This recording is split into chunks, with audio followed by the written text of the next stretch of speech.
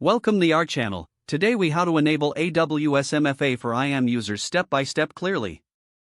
To enable AWS MFA for IAM users, start by logging into the AWS Management Console. Navigate to the IAM service from the Services menu. In the left sidebar, click on Users to view the list of IAM users. Select the IAM user for whom you want to enable MFA.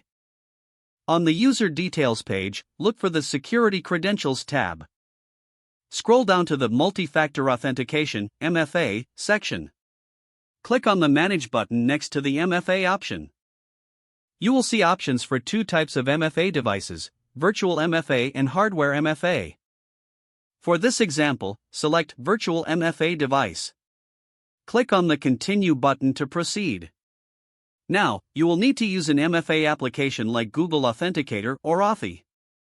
Open the app on your mobile device and choose to add a new account. Scan the QR code displayed in the AWS console. If your app does not support QR codes, you can enter the secret key manually. After scanning, the app will generate a one-time code. Enter the first code from the MFA app in the first input field on the AWS console. Wait for the next code to appear in your MFA app. Enter the second code in the second input field. Click on the Assign MFA button to complete the setup.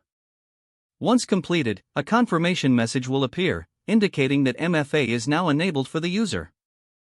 It is advisable to test the MFA configuration by signing out and signing back in with the IAM user credentials. During the sign-in process, you will be prompted to enter the OTP generated by the MFA app. If everything works fine, you have successfully enabled MFA for the IAM user. Make sure to keep a backup of the MFA device or recovery codes in a secure location. This will help avoid being locked out of your AWS account in case of lost or damaged devices. Congratulations, you have enhanced the security of your AWS IAM user by enabling MFA. If the page does not load, refresh the browser or try again in a private or incognito window. Make sure you are using the correct email address, then retype it carefully to avoid small typos.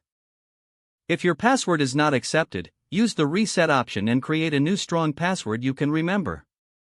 Don't forget to like this video and subscribe to our channel for more step-by-step tech guides.